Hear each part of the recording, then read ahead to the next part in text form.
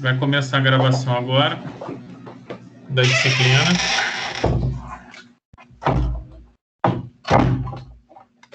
Bom, legal, tá gravando. Vamos começar a aula. Bom, administração de banco de dados é a disciplina de sexta-feira, né?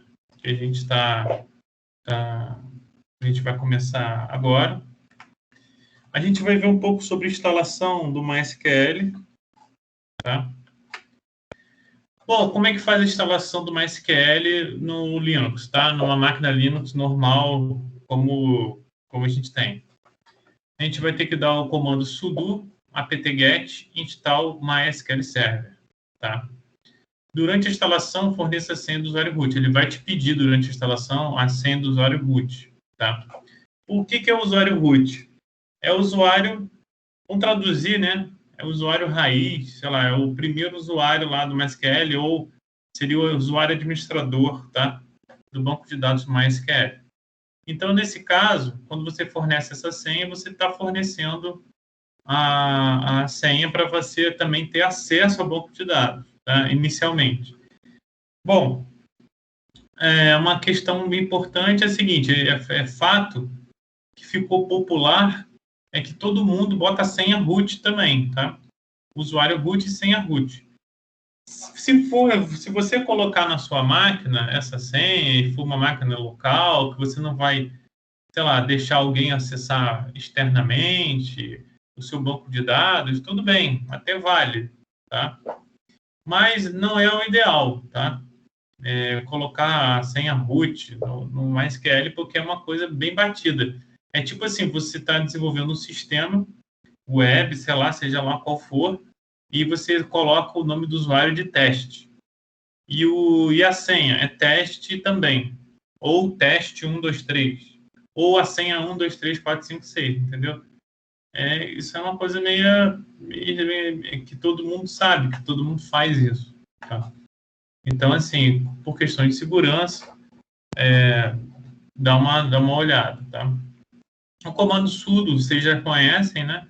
Do Linux, ou quem não conhece, sudo é que dá permissão de administrador, privilégio de administrador dentro para executar comando. É como se você clicasse com o mouse direito em cima de um executável no Windows e você bota assim, executar como administrador. É mais ou menos isso. Tá? E apt-get é um comando que permite instalar e remover aplicativos no Linux, tá?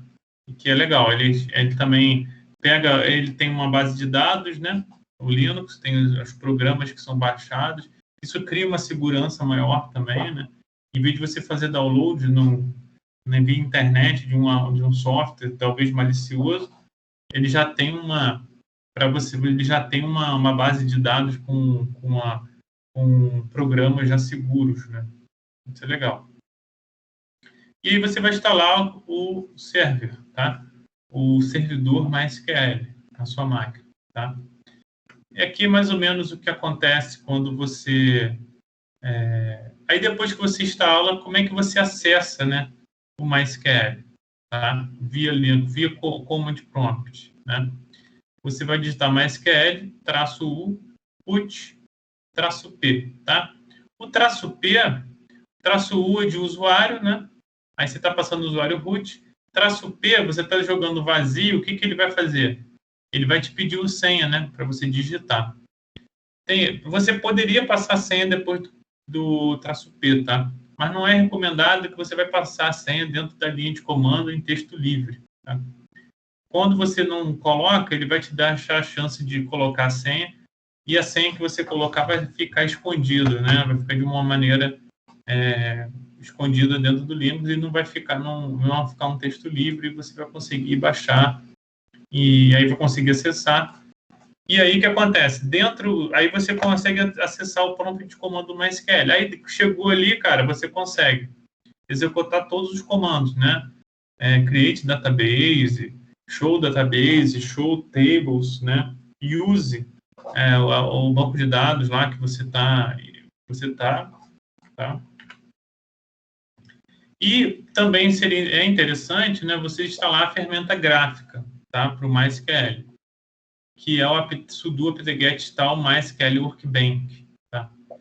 Essa é a ferramenta gráfica do MySQL e ela é uma ferramenta muito poderosa, muito boa, né? Eu tenho usado bastante. Por exemplo, no meu doutorado, nesses 4 anos de doutorado, eu tenho usado a ferramenta gráfica, o Workbench, o MySQL, tenho usado todo o MySQL para desenvolver sistema, né? Eu tenho usado o MySQL direto para desenvolver sistema, até porque ele tem muita compatibilidade com Linux, né? Com containers e tal, Docker, essas coisas, que facilita a vida, né? Que na época, né, o SQL Server não tinha essa SQL Server. Eu acredito assim, eu coloco o SQL Server e o MySQL dentro de mesmo nível, tá? E o PostgreSQL também. São muito bons bancos de dados. Não acredito que exista assim um muito melhor do que o outro, tá? Pelo uso, assim, eu usei SQL Server a vida inteira, tá?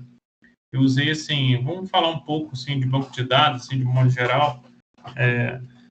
Geralmente, o que acontece é que, por exemplo, o cara, vamos supor, uma Petrobras, assim, uma Telemar, né, que é a Oi, né? O que acontece? O que eles vão fazer? Geralmente, eles contratam um software gigante, né, tipo SAP, para gerenciar a empresa como um todo, né? Geralmente, para esses softwares gigantes, assim, que tem uma grande quantidade de registros, né, de demanda e tudo, isso aí geralmente é Oracle, tá? Geralmente, assim, softwares muito grandes, assim, com volume imenso de dados, geralmente é Oracle. Então, a gente está falando dessas empresas Petrobras, está falando da Vivo, está falando de Tribunal de Justiça, está falando do STF, Tribunal Superior Eleitoral, está falando assim, de grande volume de dados, né? Porque esses sistemas, eles abarcam, né? Por exemplo, se você pegar um Tribunal de Justiça do Estado, todos os fóruns de todas as cidades acessam esse sistema, né? Fazem uso de algum sistema e esse sistema, o banco de dados, é a hora que está sendo acessado na matriz, né? Então, é um volume de dados muito gigante. Tá? Mas, para aplicações médias, né, vamos supor, essas empresas elas têm departamentos, né? Na Petrobras, a Vivo, os tribunais, eles têm departamentos, eles têm setores, né? E esses setores, cara, eles são menores, né? E geralmente, cara, nesses setores, assim, e empresas médias também, vamos botar empresas médias aí, vamos botar, sei lá, até 200 funcionários, tá? Cara, eles não vão usar Oracle para desenvolver um sistema para eles, tá? Específico. E, claro, esses sistemas grandes, né? Esses sistemas gigantes, assim, eles não atendem todas as necessidades das empresas, né? De todos os setores. Eles fazem um genérico, aquelas funcionalidades genéricas e que atende, assim, uma parte da empresa, né? A parte mais essencial da empresa, aquilo que precisa funcionar. Por exemplo, contas, faturamento, né? Aquela coisa mais dentro do core, né? Do negócio do cliente. Agora, nos setores, você vai ter uns sistemas menores, tá? E que vai ter um banco de dados que não precisa ser um Oracle, tá? E aí, nesse caso, você vai ter um SQL Server, um MySQL, um Postgre para até 200 funcionários, também uma empresa pequena, média, tá? Geralmente o pessoal não precisa usar, né? Agora, assim, pela minha experiência, pelo aquilo que eu vi ao longo da minha vida, assim, eu vejo em termos de quantidade de banco de dados, assim, de instalações físicas, quantos bancos de dados instalados tem nessas empresas, no setor e tal. Eu acho que o MySQL é o imbatível, tá? Eu acho que ele está instalado em muitos servidores, assim, de maneira ele eu acho que é o mais instalado, porque até durante muito tempo ele sempre foi um banco de dados bom e ele sempre foi gratuito, né? Até que a Oracle comprou ele e passou a ser pago, né? Mas, assim, de um modo geral, ele de modo geral, ele é o mais instalado, tá? Agora, o mais, digamos assim, talvez o mais rentável, né, o que gera mais receita, o banco de dados que gera mais receita é o Oracle, né? E o segundo que gera mais receita é o SQL Server, tá? Assim, eles estão instalados em situações estratégicas, em lugares estratégicos, né? Tanto é que quando eu estava pensando em fazer o curso de DBA e tudo, lá embaixo, no Rio, olhando as pessoas também, os DBAs, conversando com o pessoal, eles sempre fazem curso, assim, quando vai fazer curso de DBA, eles sempre fazem cursos de Oracle e SQL Server, tá? Nesses dois bancos de dados são assim, os mais requisitados, assim, nesses cenários assim maiores e tal, tá? Assim, só uma troca de ideia assim, sobre a minha vivência, tá? Não sei se vocês têm outra experiência, mas a gente conversa depois, né?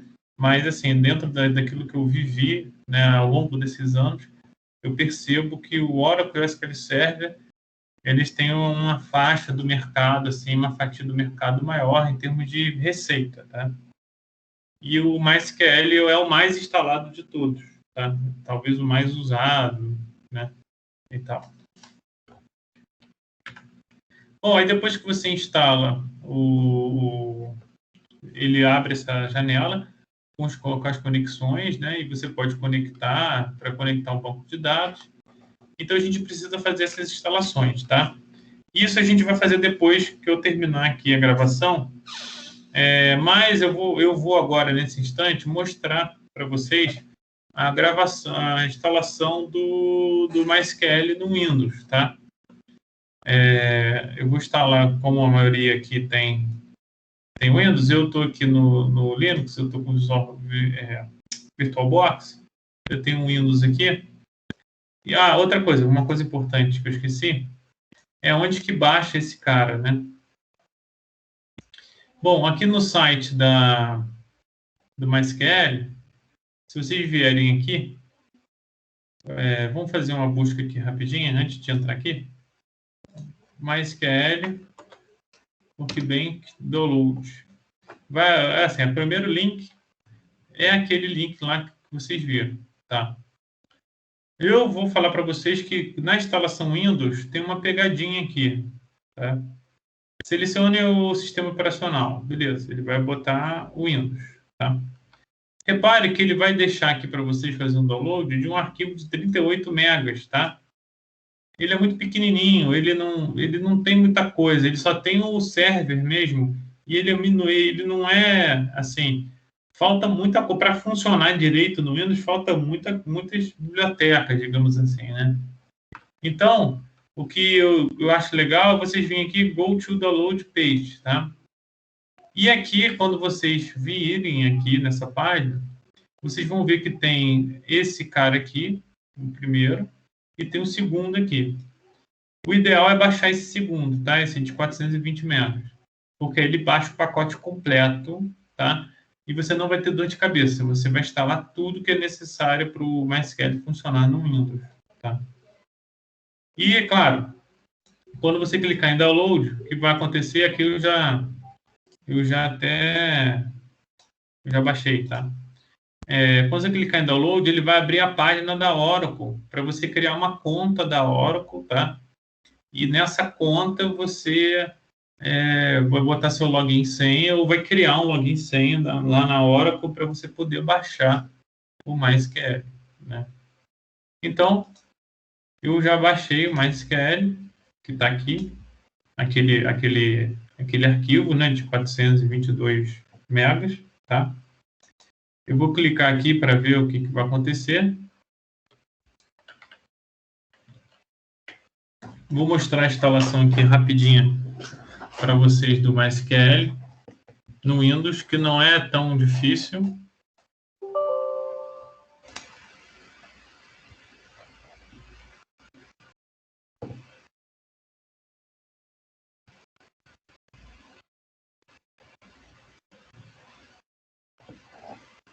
Vamos esperar a instalação.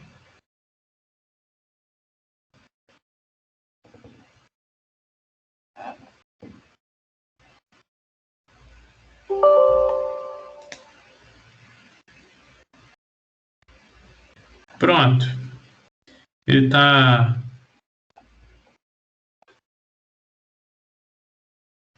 E ele está pedindo para eu modificar, né? Isso tudo está instalado na minha máquina, tá? Eu vou adicionar... vou adicionar o que eu preciso instalar, né? Na instalação normal, eu fiz uma besteira, né, cara? Eu desinstalei, tá? O negócio, mas ele tem uma opção lá que instala tudo, né? Você não precisa ficar selecionando o que você quer. Ele vem aqui e você vai instalar tudo que você precisa. Eu vou instalar todos os negócios aqui que ele desinstalou, né? Deixa eu dar uma olhada aqui. Ele é melhor, tá? Server, Workbench, Router. Deixa eu dar uma olhada aqui. Show. Isso aí, vamos lá.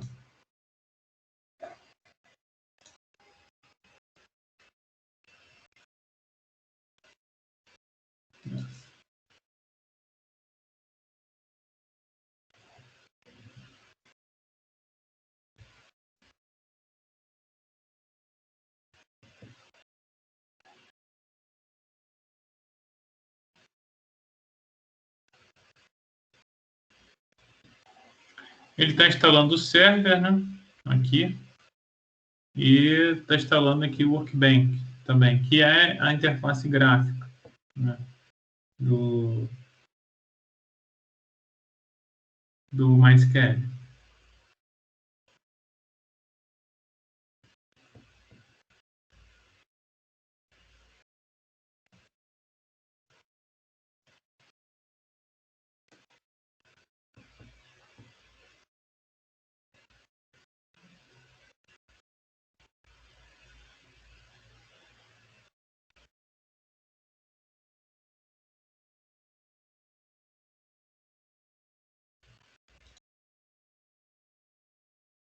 Ele vai te pedir, né, na hora de instalar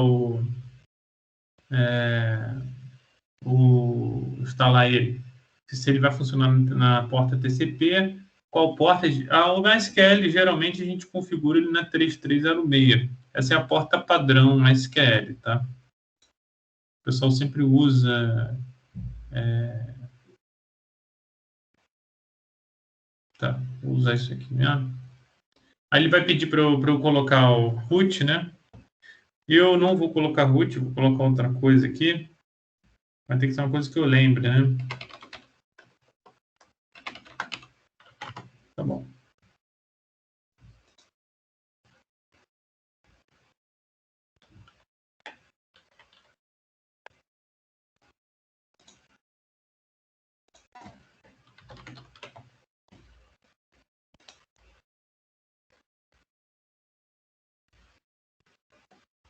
Show.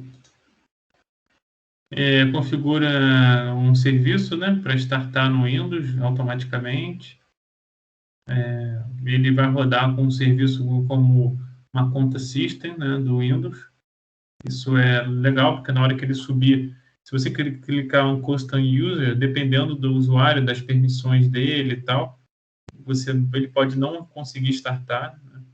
Então, no Windows é sempre bom deixar com uma conta de sistema, né? O banco de dados iniciar com uma conta de sistema. Ele vai aplicar as configurações, vai startar o servidor. Parece que deu certo, né? Vamos ver. Bootstrap. Hostname. Vou botar localhost aqui, que é a máquina local. Eu quero conectar a máquina local. Não, deixa eu ver aqui. Vou pular essa parte, cara. Eu não vou usar router mesmo. Beleza?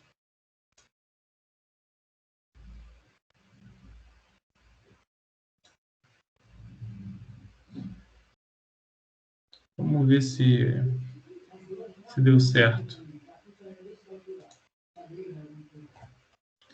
Sempre ele fica, né, com uma local instância aqui para você conectar. Aqui fica as conexões. O Workbench é uma interface gráfica. Se você quisesse, por exemplo, conectar, por exemplo, conexão... Vou criar uma conexão 2 aqui, por exemplo. E se você quisesse conectar com uma máquina que tivesse uma porta liberada, por exemplo, na internet, tivesse um servidor MySQL na internet, você quisesse conectar ele aqui, tá? Se tivesse um firewall e tal, tivesse liberado, assim, vou ser bem sincero, isso é muito perigoso, né? Isso não seria, assim, não adequado, né? Mas, sei lá, você poderia botar o IP da máquina aqui, né? Por exemplo. Estou chutando aqui um IP, tá? Qualquer. Ou você poderia colocar lá o que você quisesse, o IP da máquina, né, que você precisa, e a porta que tivesse aberta para você fazer essa conexão, tá? Mas a gente não quer conectar, a gente quer conectar a máquina local, né? Vamos ver se ela...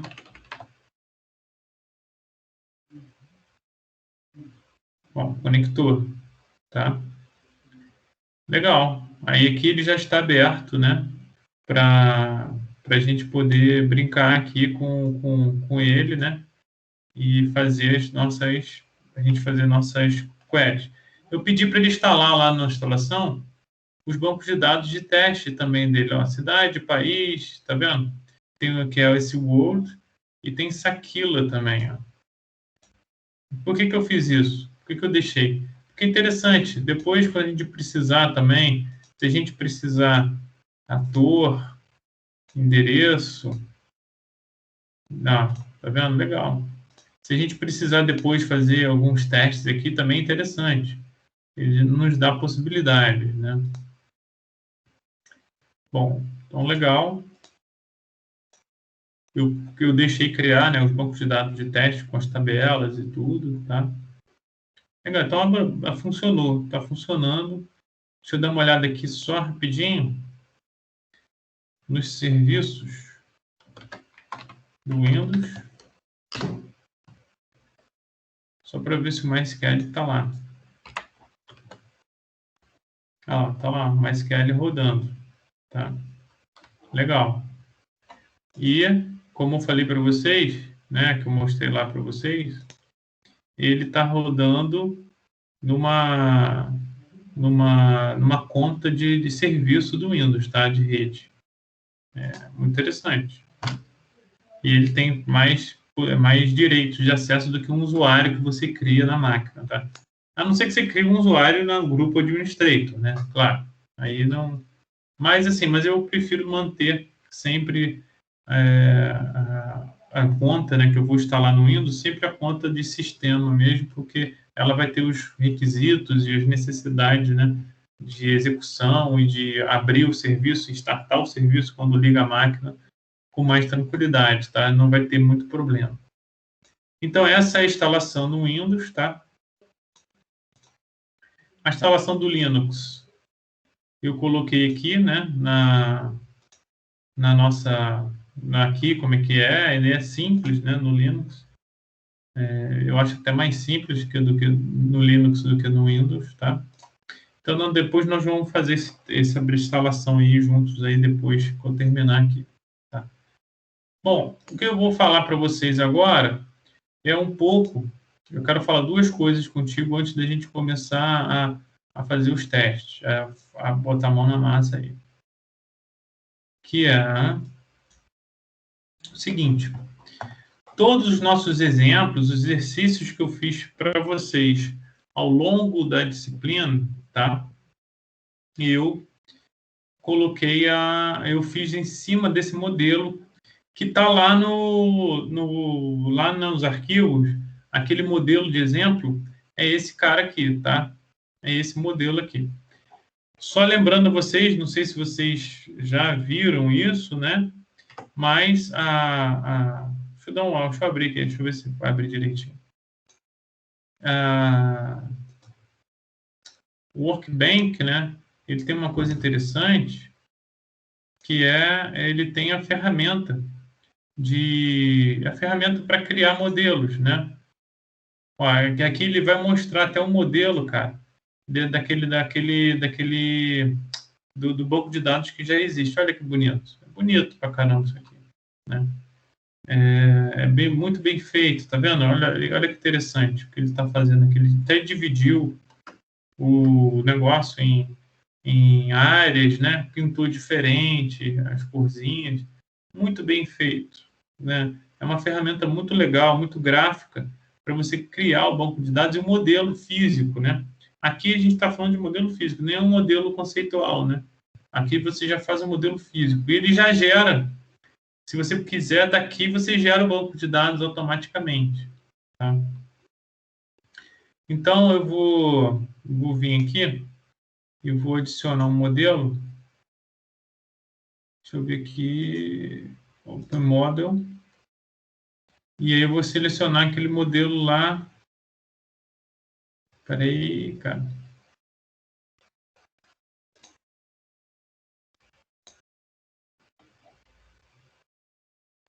Deixa eu dar uma olhada aqui, esse modelo aqui. Deixa eu dar um Ctrl X aí, Ctrl Z.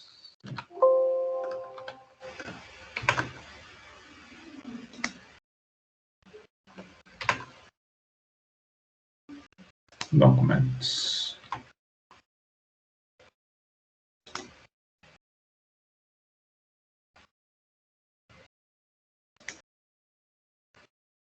Vamos abrir um modelo aqui.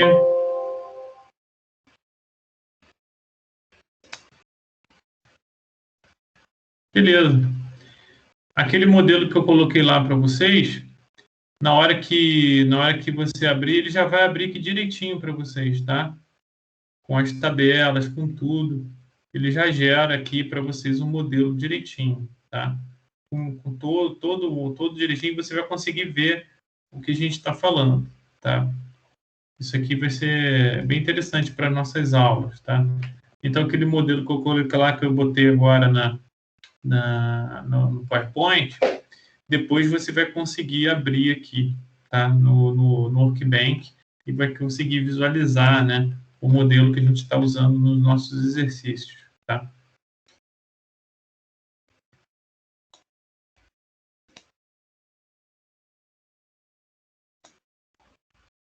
Bom, agora, cara, eu vou falar com vocês a respeito. Eu quero falar com vocês, antes de entrar na Story Procedure, eu queria falar um pouco com vocês sobre a administração de banco de dados, principalmente quando a gente fala de administração de banco de dados, nós não falamos de qualquer coisa, né? Nós falamos de um banco de dados específico, né? E qual é o banco de dados que nós estamos falando? Nós estamos falando do MySQL. Vou trocar uma ideia com vocês para vocês ficarem bem cientes. Não existe uma ciência, existe assim, é claro. Vamos lá. O que é comum em todos os bancos de dados? O que é comum em todos os bancos de dados? Todos os bancos de dados vão fazer uso de processador, de memória e de disco, tá? E a maneira como esses caras vão usar os recursos de memória, de processador e de disco, e a maneira que você configura essas coisas são completamente diferentes em cada banco de dados, tá? Cada banco de dados tem o seu jeito de fazer isso, tem a sua configuração, que a gente chama de configuração fina, tá? Repare que eu instalei o banco de dados aqui. Vocês viram a instalação, eu instalei o banco de dados aqui no Windows. Agora, a pergunta que eu quero fazer para vocês é a seguinte. Essa instalação que eu fiz agora, desse banco de dados aqui, né? Que eu vou conectar aqui agora, tá? Essa instalação, ela me dá a performance boa, tá? Já aceitável para o meu banco de dados funcionar numa aplicação, tá? O MySQL não. Essa instalação, ela não vai te dar uma performance boa, tá?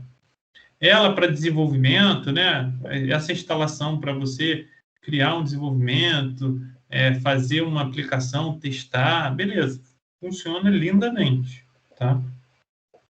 Agora, quando você instala essa mesma coisa num servidor e você espera desse servidor um pouco mais de performance, essa instalação não é adequada. Tá? Você vai ter que mexer nisso. Tá? No SQL Server, assim, eu estou falando comparativamente, porque eu conheço muito do SQL Server, por isso que eu posso falar a respeito. A configuração básica dele, na hora que você instala, ela já é boa, tá? Ela vai funcionar bem, tá? Pode ser que daqui a um tempo, assim, depois de 1 ano, 2 anos de uso, né, do banco, ele enchendo de dados, ele já começa a precisar de ajustes, tá? Mas ele de cara, na hora que você instala, porque a Microsoft, assim, ele já instala comendo bastante memória, tá? O MySQL, ele já instala reduzindo o consumo de memória terrivelmente. É claro, se você tiver um banco de dados pequeno, isso não vai fazer diferença nenhuma, tá? Que é a maioria dos casos do MySQL, né? O MySQL geralmente é usado em sites e tal, e o volume de dados é muito ridículo, né? Então, a instalação inicial do MySQL já é mais do que suficiente. Mas quando a coisa começa a crescer muito, tá? Nem muito, né? No MySQL, sei lá, se você tiver um sisteminha razoável, já não vai funcionar adequadamente, você já vai ter que mexer, tá? Nas configurações. E a gente vai dar uma olhada nessas configurações aí, né?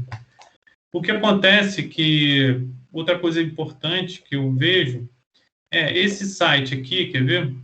Esse site aqui, MySQL.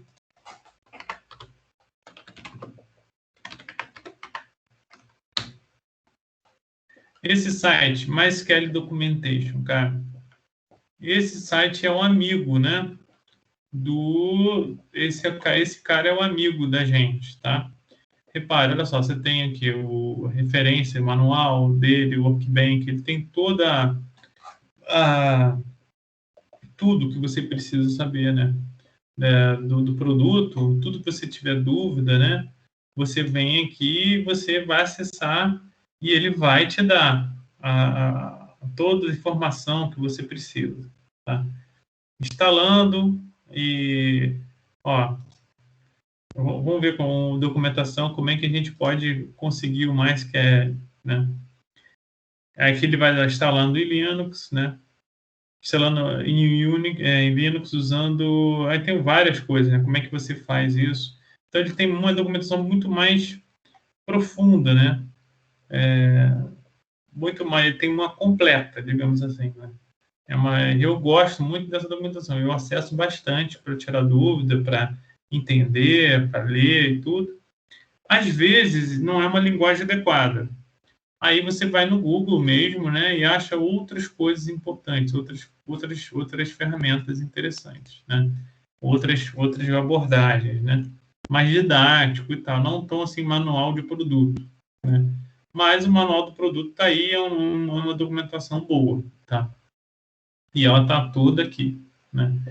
Agora, vamos falar um pouco, eu queria trocar uma ideia com vocês antes de conceituar a parte de Stock Procedure, né?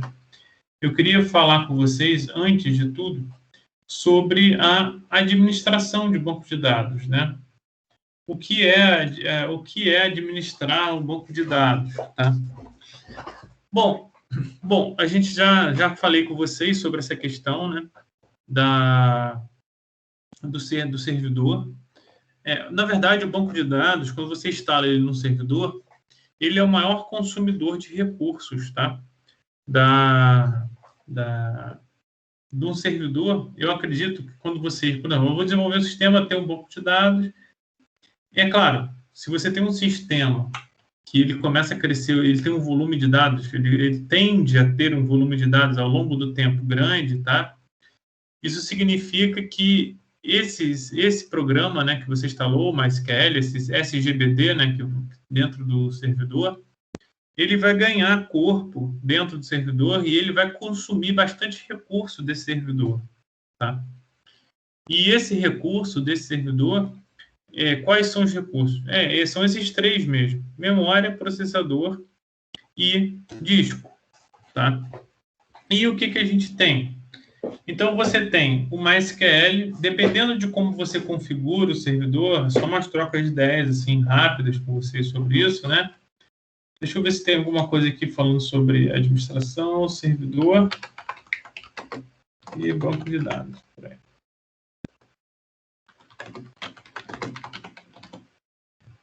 eu ver se tem uma ilustração bonitinha, só para a gente ter assim, ó, como base, né? Não vai ter. É mais ou menos isso mesmo, né? Você tem um database server, você tem os clientes e você tem um banco de dados, né? Esse banco de dados ele vai consumir muito desse database server, tá? E o que vai acontecer, cara? Por exemplo, esse database aí tem várias nuances, né? Esse database server tem um sistema operacional instalado dentro dessa máquina. E você tem o quê? Um banco de dados também instalado nessa máquina. Você tem que configurar o banco de dados também ao ponto de ele não consumir todos os recursos do servidor ao ponto do sistema operacional ficar precário, né? Isso acontece. Por exemplo, no SQL Server, se você não configurar direito, um exemplo, tá? Ele vai comendo memória do servidor e vai comendo memória do sistema operacional. Aí o que acontece? Chega um determinado momento que a máquina fica deficiente. Ela não consegue responder bem, porque o sistema operacional ela não vai responder só recurso de banco de dados, ela vai responder também recurso de rede. Como é que você vai passar para o cliente, né, o pedido do cliente de dados? Vamos supor, você fez uma query, o banco de dados está retornando dados dessa query. Como é que esse servidor vai transmitir essa query para o cliente, o resultado? Se o Windows, por exemplo, ou o Linux desse servidor está cansado, né? Ele não tem recurso, ele não tem memória, ele não tem processador para ficar mandando isso via a placa de rede, né? E fazer esse gerenciamento. Então, você não pode deixar o banco de dados também crescer demais ao ponto de não deixar o sistema operacional seco, né? Sem memória, sem processador e tal. Você não pode gastar tudo no banco de dados. Você precisa equilibrar a configuração tanto do servidor quanto do banco de dados para que isso seja bom. Outras configurações importantes. O seu servidor ele tem quais discos lá? É um disco só? É um disco espelhado? Né? Disco espelhado, ele funciona como sendo um disco só. Vamos supor, você tem um disco de, sei lá, vamos botar aí. Você tem um disco de 20 teras, vamos botar assim. Aí, legal, 20 terabytes e ele está espelhado. Na verdade, você tem dois discos de 20 teras. Na verdade, você tem 40 teras, né? Só que eles estão espelhados. Ou seja, o seu servidor ele tem uma tecnologia que ele espelha dois discos. Para quê? Para que se um disco dê problema ou aconteça algum problema em algum disco, você consegue manter funcionando tudo com o disco bom que ficou. Tá? Isso é uma técnica. Qual é outra técnica? É RAID 5, né? Aí você pode ter, sei lá, 5 discos, você pode ter 8 discos, depende aí da controladora, tá? Vai depender muito da controladora, do servidor, tá? Mas, geralmente, a gente fala de RAID 5 de 5 discos, né? Então, imagina, você vai ter 100 teras, né? Ou seja, você vai ter 5 discos de 20 gigas lá. Na verdade, você não vai ter, se eu não me engano, tá? Se eu não me lembro, assim, me falha a memória, você não vai ter 100 gigas, né? Você vai ter 60 gigas. Você vai ter... É como se você tivesse 3 discos, né? O que isso significa? Você consegue... 60 teras, perdão. Você consegue perder 2 discos, tá? Nesse servidor, que ele consegue manter tudo funcionando. Tá? Até 2 discos ele consegue manter. Claro que ele vai te dar alerta lá e tal, para você substituir o disco. E o que é melhor ainda, esses servidores ainda têm swap, né? Não sei se isso a gente não vê mais, tá? Eu sou da época desses servidores, e que a gente tinha que fazer essas coisas. A gente não vê mais isso porque a gente agora bota tudo na nuvem, sacou? Hoje a gente não precisa comprar um servidor desse e configurar. Eu tive que configurar um servidor desse, cara, uma vez, tá? Para o SQL Server. Para instalar o SQL Server nele com o RAID 5. E na verdade, ele tinha RAID 5 e ainda tinha 2 servidores de banco de dados em cluster. O que significa? Se uma máquina parar, a outra continua, né? Ou seja, é redundância da redundância, né? De tão importante que é o serviço de banco de dados no database server, né? Por que eu estou falando isso tudo com vocês? Estou falando isso tudo com vocês porque, dependendo das características e da quantidade tecnológica, né? Vou dar um exemplo para vocês. Eu trabalhei no Tribunal de Justiça, outra coisa importante, tá? Eu trabalhei no Tribunal de Justiça. E lá, eles tinham 2 máquinas, tá? Da HP. Só que essas máquinas, tinha uma máquina em especial, né? Assim, elas eram espelhadas, só que essas máquinas, elas trabalhavam como se fosse uma só. Eles tinham um sistema operacional que as 2 máquinas juntas, as 2 máquinas eram fisicamente separadas, mas quando você instalava o banco de dados entendia como se fosse uma máquina só. E aí você tinha, sei lá, eu acho que eram 10, 15 processadores, a máquina, né, juntos. Tinha mais de, não sei, tinha o que, 300, 400, 500 GB de RAM. Isso, as 2 juntas, né? E vou ser honesto, e a máquina sentava com tanto recurso, mas o banco de dados era muito grande, tá? E, cara, e o que eu estou querendo dizer com isso? Dependendo da configuração do seu servidor e dependendo do que você tenha, a maneira de você configurar esse banco de dados, esse sistema de gerenciar banco de dados, vai ser totalmente diferente, tá? As configurações, os ajustes finos, as coisas todas, vai ser muito diferente dependendo. Se eu tenho espelhamento, vai ser uma configuração. Se eu tenho RAID 5, vai ser outra configuração. Tem outra coisa também, pessoal, além de ter RAID 5, não sei o quê, agora tem outra situação, que é você ter um servidor de disco, né? Se esse servidor seu não tem disco, ele aponta via rede, né? Via fibra ótica nessa máquina de disco, tá? E ele escreve lá. Para cada configuração dessa existe uma nuance diferente, tá? Que o seu banco de dados provavelmente ele já está prevendo essas situações todas e vai ter ajustes finos em todas elas. Aí a pergunta que eu quero fazer para vocês: nós conseguiremos ver isso tudo nessa matéria? Aí a resposta que eu vou dar para vocês é que não. Por quê? Porque isso, cara, é uma vida de experiência. Existem pessoas que estão, assim, eu posso dar uma noção para vocês, né? Que a gente tem essas noções, eu vou dar essas noções para vocês, tá? As pessoas, cara, que trabalham nessa área, elas trabalham, sei lá, 20 anos. E aí elas são especialistas nisso. E elas trabalham só com isso, a vida inteira. Nós, que somos desenvolvedores, né? Nossa ideia é trabalhar com desenvolvimento de sistemas, cara. Nós vamos ter uma noção que é importante até para poder conversar com essas pessoas, né? Olha, minha query não está muito boa, não está muito legal. Você poderia dar uma olhada lá no servidor, na configuração do servidor, tem alguma coisa estranha, né? Ou o cliente está reclamando que o meu site está lento. Aí eu reparei no meu site que quando executa essa consulta aqui não está legal, né? Então, a gente vai ver a coisa aqui nessa matéria de uma forma muito mais do ponto de vista do desenvolvimento de sistemas do que do ponto de vista do banco de dados, do gerenciamento do servidor, né? Porque ia requerer da gente também, além da questão do desenvolvimento, ia requerer também da gente um conhecimento de rede, um conhecimento de data centers também muito amplo, né? Para a gente conseguir imaginar todas essas configurações, né? E a gente teria que fazer, talvez, Então, eu vou ser bem sincero com você, até os cursos de DBA oficiais, tá?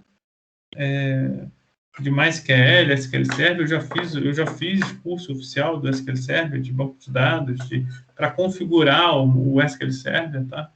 Eu já fiz curso. Não vai te dar todas as dicas, todas as informações que você precisa para configurar esse servidor em qualquer ambiente e na melhor forma possível. Ele te dá caminhos, cara. E depois você corre atrás, tá?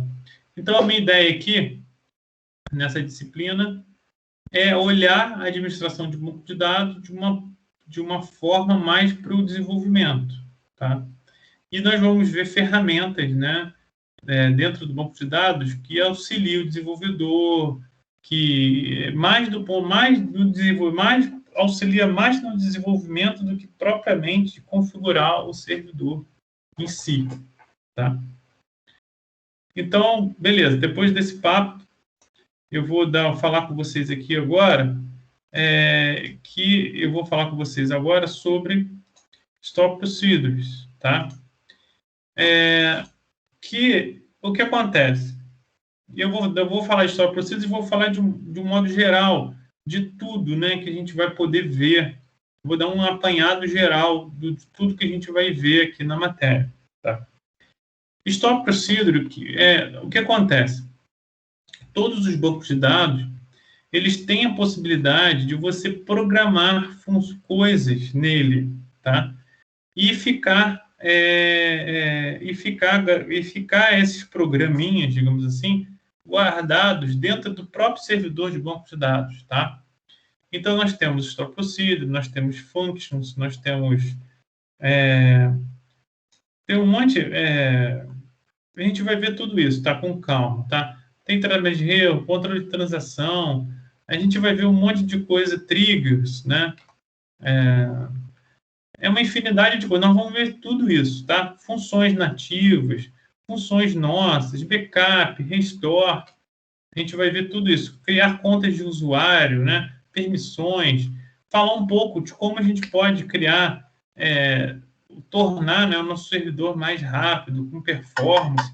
Nós vamos ver isso tudo. Mas nós vamos ver isso tudo do ponto de vista do desenvolvimento, tá? Nós não vamos ver isso do ponto de vista assim, cara, eu preciso criar uma rotina de performance para que essa story procedure rode melhor.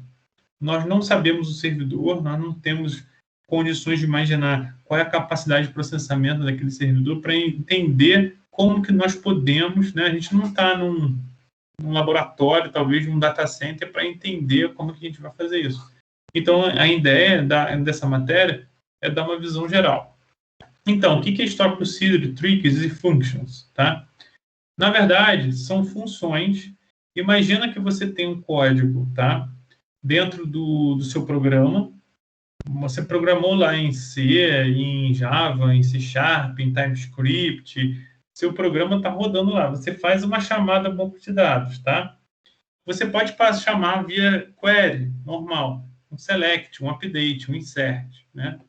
Mas você também pode chamar uma função do banco de dados que você mesmo criou, tá? E essas funções, elas ficam armazenadas lá no banco de dados. E elas retornam informações, tá? Por exemplo, vou falar assim com bastante sinceridade. Imagina uma query de uma tabela cliente, tá? Vamos pegar um exemplo prático. Eu tenho uma tabela cliente e eu quero selecionar o primeiro registro, né? O meu cliente mais antigo. Vamos botar assim, tá? O cliente mais antigo da minha loja lá. Beleza. Quando você está no servidor de aplicação, e vamos supor que esses servidores o servidor de banco de dados são separados. Quando o seu servidor de aplicação faz uma requisição para o seu servidor de banco de dados, cara, esse servidor, essa query é retornada os dados para a sua aplicação. Beleza. Agora, vamos imaginar que existe uma função armazenada dentro do seu banco de dados e a sua aplicação, em vez de chamar query, ela chama essa função. E essa função, ela devolve os dados, tá? Para a aplicação. Vamos botar assim, resumidamente. A pergunta que eu quero fazer a vocês é a seguinte: qual é a mais vantajosa em termos de performance? É a aplicação chamar query e devolver os dados, ou é melhor chamar função e a função devolve os dados? Em termos de performance, o que é melhor? É melhor a função, tá? Por quê? Porque quando você manda a query, você está mandando um texto, às vezes, gigante. Vamos começar. Imagina que você tem uma query gigante que você quer fazer com vários joins e tal. Você passa aquele texto para o cara. O cara ainda vai interpretar aquele texto, vai fazer os joins, tudo bonitinho. E para te devolver os dados. E esses dados vão passar pela rede, né? Legal. Show. Quando você faz uma função armazenada dentro do banco de dados, as queries que estão lá dentro, elas já são pré-configuradas e pré-compiladas dentro do servidor, e elas, cara, são muito mais rápidas. E elas retornam os dados mais rápido, né? Então, isso pode parecer ridículo numa situação em que você é um banco de dados que tem poucos dados, né? Imagina que, vamos supor que seja mais rápido 2 segundos. Não, 2 segundos é exagero, né? Vamos supor que seja mais rápido uma query direta ou uma função.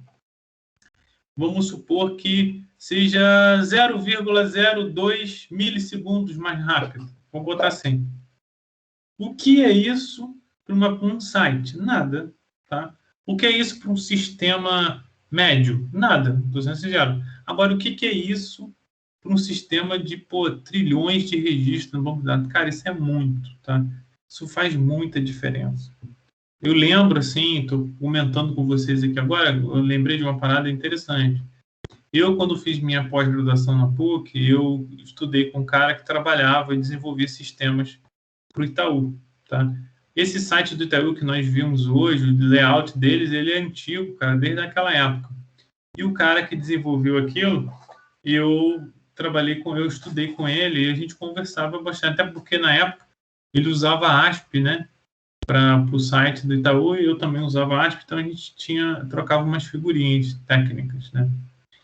E aí, cara, eu perguntei isso para ele, a gente conversando e tal. E ele falou para mim o seguinte, cara, imagina, num banco do Itaú que tem, sei lá, trilhões de clientes, cara. Você, num site, você faz uma query direta para o banco de dados, ou você chama uma Store Procedure, né? Cara, a diferença é absurda, né? Você economiza muito, tá? Agora, a gente vai ver os problemas, tá? De você... então por que, professor, a gente não usa só Store Procedure e tudo, né? Não dá, tá? Vou explicar para vocês por que não dá e se torna por vários motivos, tá? Eu vou mostrar. A gente usa Store Procedures com um certo... com uma certa... como é que fala? Parcimônia, né? A gente não é para usar em alguns pontos nós usamos, não em tudo, tá? Em alguns pontos que a gente considera muito chaves, tá? A gente evita ao máximo de usar. Eu vou explicar por quê. E a gente evita ao máximo e usa em alguns aspectos, e quando for bem interessante, tá? Bom, pessoal, eu vou parar aqui a gravação. Só um instantinho.